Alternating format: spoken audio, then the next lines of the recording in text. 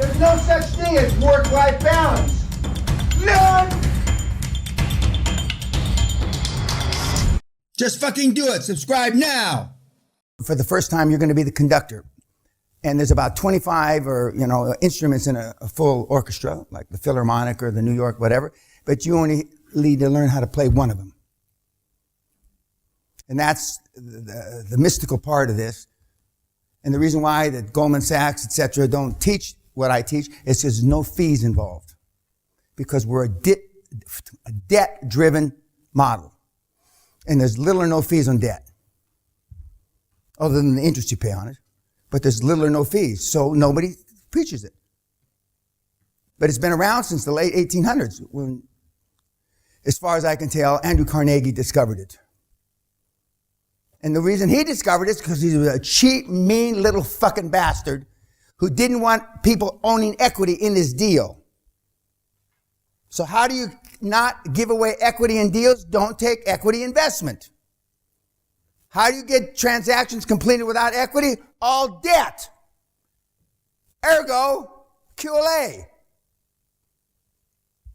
But nobody teaches it.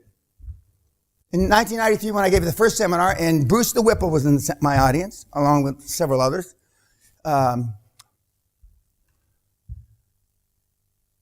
it was obvious to me, well, I grossly underestimated how, forget the self-esteem issue, I grossly underestimated how stupid people were. Because I had always been, I hung, if that's the right word, with bright people. I really, truly sought out, tried to find people smarter than me. I'm still looking for one.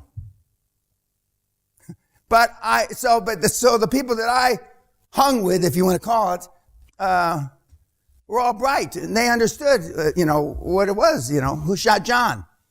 And they understood this too. But after 4 or 5 years, and I told Sally, I'm going to do this until 2000. I'll do it 7 years, 1993 to 2000, then I'm going to quit. 2000 came and went, and for those of you that remember, in 2000 they said the world was going to end because the computers were going to stop and the planes were going to fall out of the sky and all that bullshit.